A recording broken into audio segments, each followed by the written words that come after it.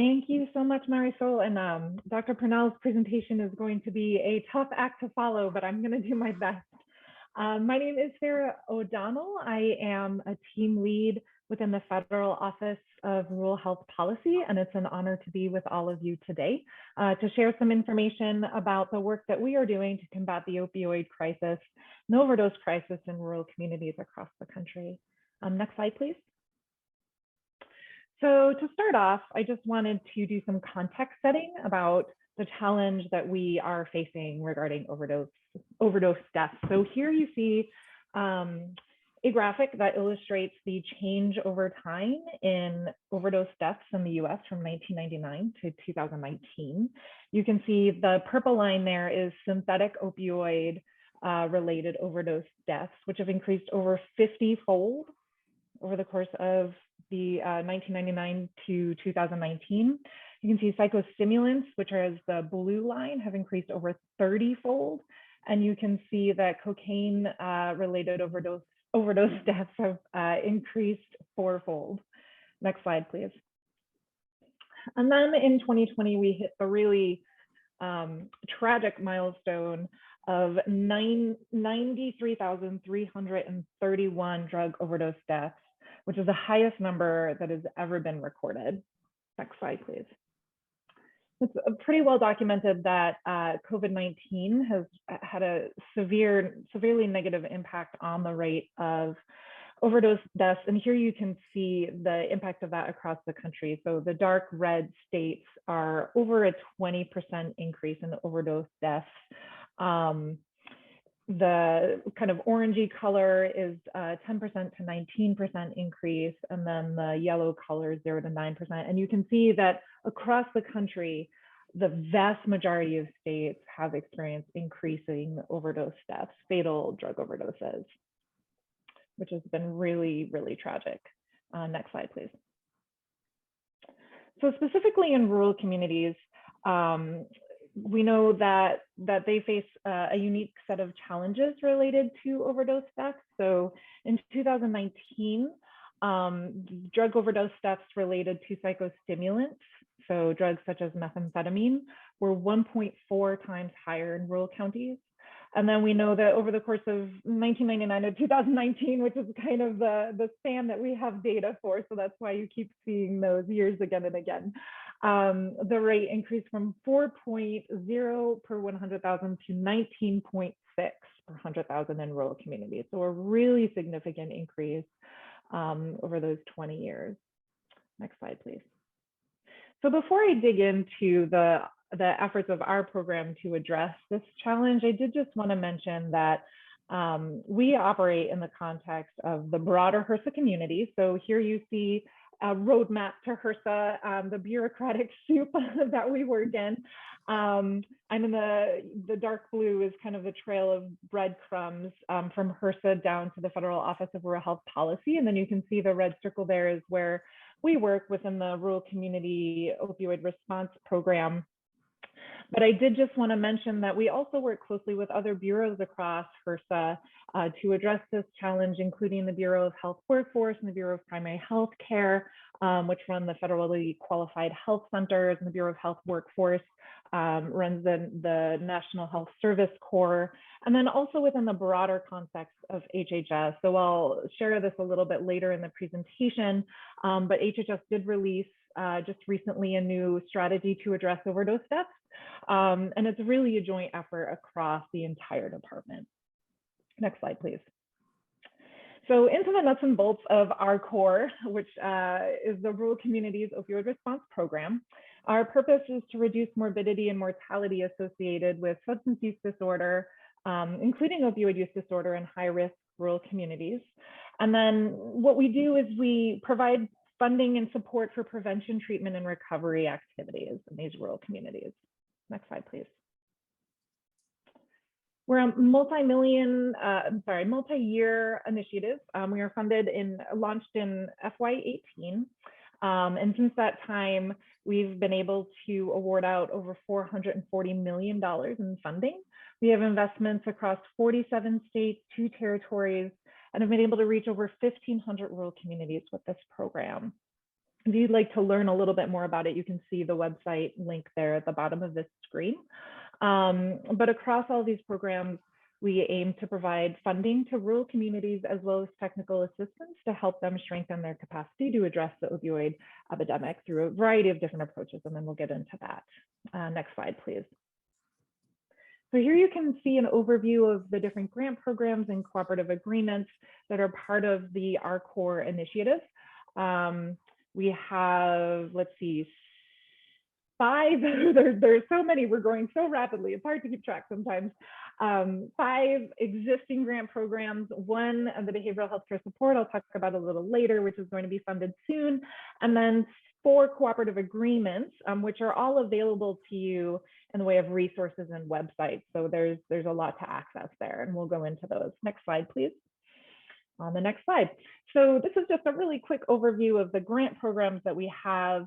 Our core planning grants, we support rural communities that are just beginning on the journey of addressing substance use disorder. We provide them funding and support to develop conduct needs assessments, develop strategic plans, sustainability plans, so that they're ready to address the issue, understand and are ready to address the issues in their communities.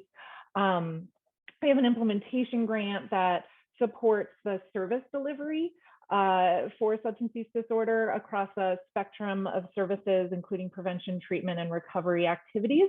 I did want to note that we have an open announcement for that program, and the link is there in the slide if you're interested in learning more about it. Those grantees are funded at $1 million over the course of 3 years. So check that out if you might be interested in that. We have a program that focuses on expanding medication-assisted treatment within small rural clinic and hospital settings. And if you go to the next slide, we also have a series of programs that focus really on specific areas of substance use disorder and overdose. So we have a program that looks at neonatal abstinence syndrome, a new program that is addressing psychostimulants. And then finally, this program has not yet been released, but again, the link is there in the slide because it's anticipated to be released soon in the next couple of months, is a program that's going to look more broadly at behavioral healthcare support. And if you're interested in learning about, more about what these grantees are doing or connecting with anyone, I'll share some links later on about that will let you kind of learn about the specific activities of these grantees, and also you can connect with them if they're nearby to your community and learn how to engage. Next slide, please.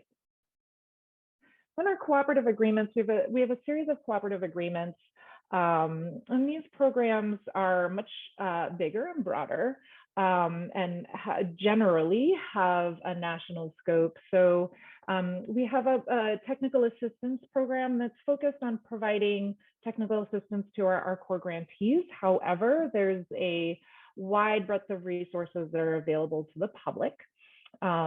We have an evaluation program that's looking to assess our impact across all of the grant programs and cooperative agreements that we have, so that we're able to kind of continuously improve both the technical assistance that we're providing and also understand the impact that our grantees are having in the field and how effective we're being and where we need to adjust.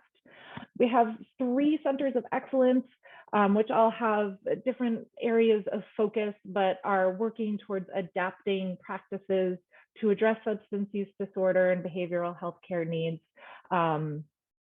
for rural communities. So there's just a really wonderful wealth of information within those centers about specific interventions that can help rural communities specifically address aspects of substance use disorder challenges. And then finally, this is a brand new program, our rural behavioral health workforce centers, which are actually only located up in the Northeast.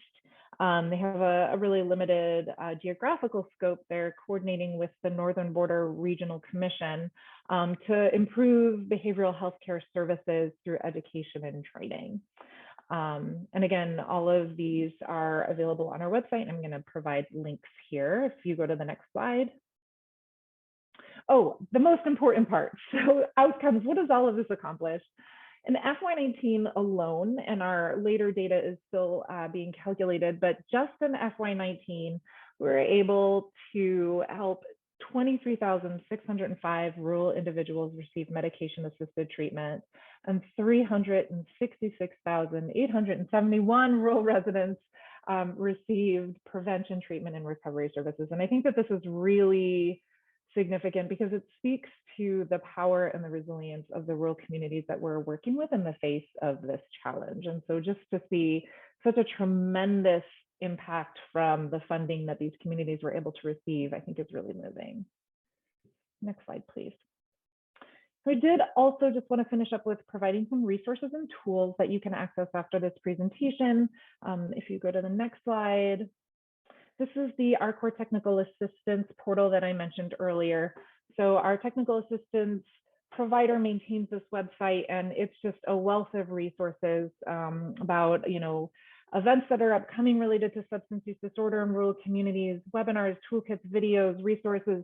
You can also learn about all of our grantees, and you can connect with them. So there's information for getting in touch with the project directors if you're interested in connecting with any that might be close by to your communities to be engaged. Next slide, please. This is information on how to get a hold of our rural centers of excellence. Each one of them has a website. We have the University of Vermont, which is looking at effective treatment interventions for substance use disorder in rural communities. They've got some great information on MOUD. They just published a webinar on cannabis, so some really interesting work there. It's all on their website. The Fletcher Group has a lot of information about recovery housing in rural communities, including models that folks can use, and really specific tools for understanding how to finance rural recovery housing. And then finally, the University of Rochester Recovery Center of Excellence has a focus on addressing synthetic opioid-related overdose mortality, but they also do a lot of work in stigma reduction, and they've got some really wonderful toolkits around how to implement, for example, a model where you place individuals in rural emergency departments to assist those who are coming in as a result of an overdose, and also great models and toolkits for addressing stigma in rural communities related to substance use disorder. Next slide, please. Also encourage everyone to access RHI Hub, which is, I believe that Tom mentioned this in the beginning of the session, but this is kind of the compilation of all of the rural resources that are out there, but I wanted to highlight a few that are specifically related to substance use disorder. There's a mental health toolkit, a suicide prevention toolkit, and then a toolkit around prevention and treatment of substance use disorders. And these are really great resources. I encourage you all to check them out. Next slide. Also, if you want to keep informed about what's happening at the Federal Office of Rural Health Policy, including new funding announcements that are coming out, any policy or regulatory updates, rural research findings, please go ahead and send an email to Michelle Daniels.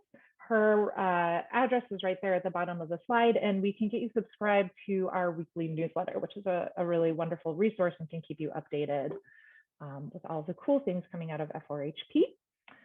Next slide.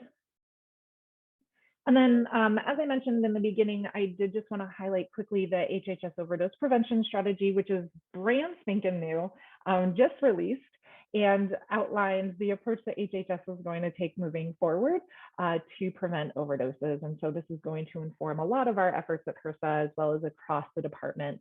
And it's really exciting. There's a specific harm reduction category now, as well as focuses on recovery supports, primary prevention, and evidence-based treatment. Next slide. Also, just a plug for all of you to become a grant reviewer. We are constantly putting out notices of funding opportunity and reviewing notices of funding opportunity. It's a great way to learn what the process looks like when you're applying for a federal grant. And we always need people to serve on our committees to review and rate our programs. And then ultimately what happens is that your input is factored into whether programs are awarded or not. So there's a link to sign up to be a grant reviewer. And I think that is all I have. If you go to the next slide. Yep.